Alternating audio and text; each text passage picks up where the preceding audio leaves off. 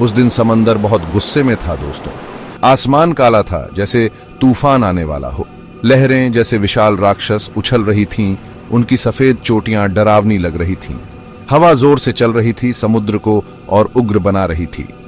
यह कोई मामूली तूफान नहीं था, यह प्रकृति का गुस्सा था। इस खतरनाक समुद्र में एक अकेली नाव वेव वाल्कर बहादुरी से आगे बढ़ रही थी। उस पर एक परिवार जिसको इस तूफान का अंदाजा नहीं था, अपने सपनों को उतनी ही मजबूती से पकड़े हुए था जितनी मजबूती से वे डेक से चिपके हुए थे। वे साहस, दृढ़ता और परिवार के अटूट बंधन की परीक्षा देने वाले थे। ये कहानी है दोस्तों, हर मुश्किल के खिलाफ जीत की। ये कहानी है इंसानी जज्बे की, डर के आगे ताकत ढूंढने की और मुसीबत से बाहर निकलने की। यह है वेव वाल्कर की कहानी। गॉर्डन कुक, एक अनुभवी नाविक जिसकी आंखें समुद्र जैसी नीली थीं, का एक सपना था। वो अपने परिवार के साथ दुनिया भर की यात्रा करना चाहता था। दुनिया के अजूबों को उनके साथ शेयर करना चाहता था। मुझे समुद्र से बहुत प्यार है। मैं ये सफर आप सबके साथ शेयर करना चाहता हूँ। आपको दुनिया के अजूबे दिखाना चाहता हूँ।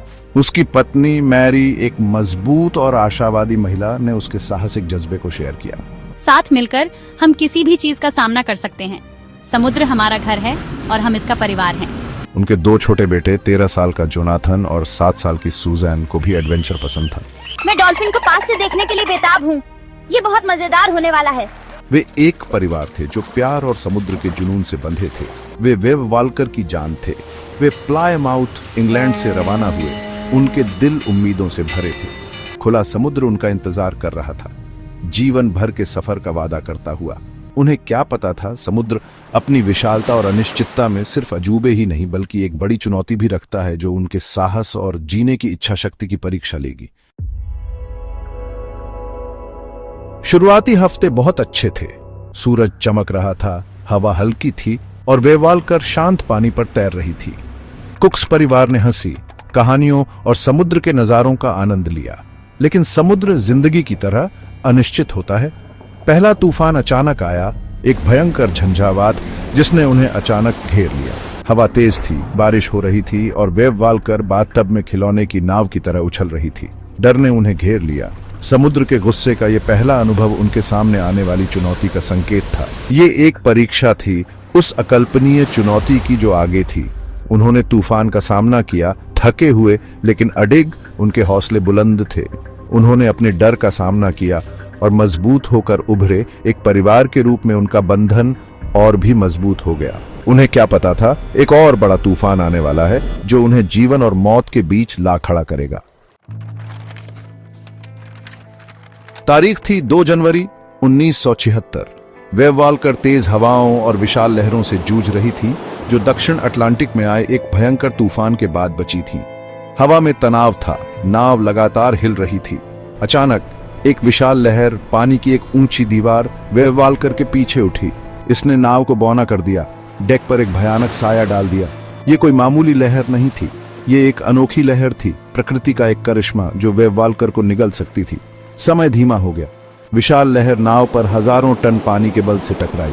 वेव वाल्कर बवंडर में पत्ते की तरह उछाली गई। उसका मस्तूल टहनी की तरह टूट गया। चारों ओर पानी का शोर, लकड़ी के टुकड़े और परिवार की चीखें थीं। 4 जनवरी 1976। वे एक बुरे सपने में जागे।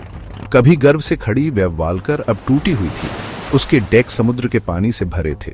मुख्य मस्तूल चला गया था, केबिन में पानी भर गया था और लाइफ राफ्ट, उनकी जीवन रेखा, लहरों ने छीन ली थी। वे जमीन से 1000 मील दूर थे, अकेले और बेबस। घबराहट हमें घेरने लगी थी, लेकिन मुझे पता था कि हम हार नहीं मान सकते। मेरा चेहरा चिंता से भरा हो सकता है, लेकिन मेरा हौसला बुलंद था। मैंने अपने परिवार को हिम्मत दी और हमने जी जान से काम किया, जीने की प्रबल इच्छा से प्रेरित होकर। उन्होंने पतवार की मरम्मत की, पानी निकाला, बची हुई चीजें इकट्ठा की और एक अस्थायी मस्तूल बनाया। उन्होंने उम्मीद नहीं छोड़ी। तूफान कई दिनों तक चला, अपने प्रकोप में बेरहम। छोटी टूटी हुई नाव इच्छा शक्ति और दृढ़ संकल्प से बंधी हुई उग्र पानी में उनका एकमात्र सहारा बन गई। खाना और पानी कम था और दिन रात पानी निकालने, मरम्मत करने और जिंदगी से चिपके रहने में बीतते थे। हमारे शरीर दर्द कर रहे थे और हमारा हौसला डगमगा रहा था, लेकिन फिर भी हम लड़ते रहे। डर एक निरंतर साथी उनके साहस को कुतर रहा था।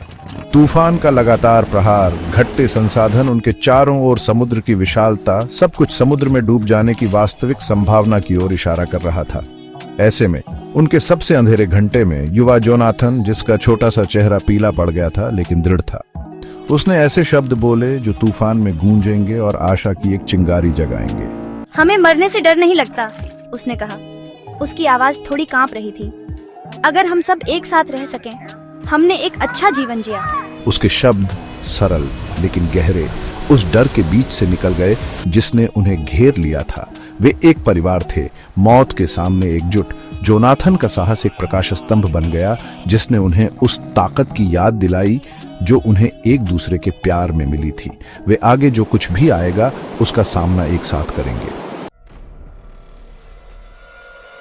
दिन हफ्तों में बदल गए और फिर भी तूफान चल रहा था। 40 फुट ऊंची लहरें, पानी की ऊंची दीवारें वेवाल्कर पर टकराती रहीं, उसे तोड़ने की धमकी देती रहीं। लगातार धक्का मुक्की, गरजती हवा, कड़कड़ाती ठंड, सब कुछ उनकी शारीरिक और मानसिक सीमाओं का परीक्षण कर रहा था। वे गर्मजोशी के लिए एक साथ बैठे थे।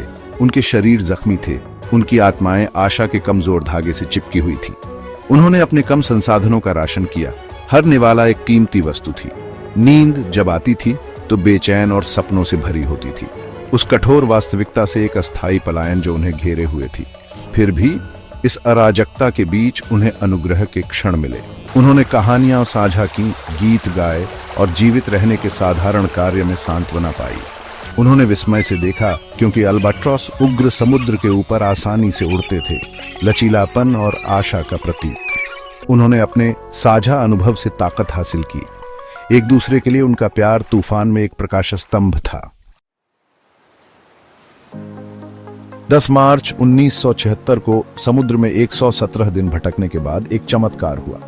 मूसलाधार बारिश के बीच जोनाथन ने क्षितिज पर कुछ देखा। एक छोटा हरा भरा द्वीप, समुद्र के विशाल विस्तार में जमीन का एक टुकड़ा। जमीन! उनके दिल खुशी और अविश्वास के मिश्रण से उछल पड़े। वे बच गए थे। उन्होंने तूफान पर विजय प्राप्त की थी, बाधाओं को पार किया था और अपनी परीक्षा से बाहर निकले थे। हमेशा के लिए बदल गए थे। वे द्वीप की ओर लंगड़ाते हुए चले। उनके शरीर जख्मी थे लेकिन उनकी आत्माएं उड़ रही थी। जैसे ही वे किनारे पर पहुंचे, वे अपने घुटनों के बल गिर पड़े। उनके चेहरों से आंसू बह रहे थे, राहत, कृतज्ञता और जीवित रहने की खुशी का मिश्रण। उन्होंने अपने डर का सामना किया था, अकल्पनीय को सहा था और विपत्ति की कठिन परीक्षा से बाहर निकले थे, पहले से कहीं अधिक मजबूत, अधिक लचीला और अधिक आभारी। वेवाल्कर और कुक परिवार की कहानी मानवता की अदम्य भावना का प्रमाण है। यह साहस, लचीलापन, परिवार के अटूट बंधन और निराशा के सामने आशा की शक्ति की कहानी है। इसलिए अगली बार जब आप अपने जीवन में तूफान का सामना करें तो कुक परिवार और उनकी अविश्वसनीय यात्रा को याद करें। गहराई से सोचें, अपनी आंतरिक शक्ति खोजें, आशा कभी न छोड़ें और याद रखें, आप कभी अकेले नहीं हैं। अपने डर का सामना साहस, दृढ़ संकल्प और उन लोगों के अटूट समर्थन के साथ करें जिन्हें आप प्यार करते हैं, और आप भी जीवन में आने वाले किसी भी तूफान का सामना कर सकते हैं। याद रखें, जैसा कि मैं हमेशा कहता हूं, जीवित रहना एक चीज के बारे में है, कभी हार न मानना। और कुक परिवार की कहानी उस भावना का अंतिम प्रमाण है।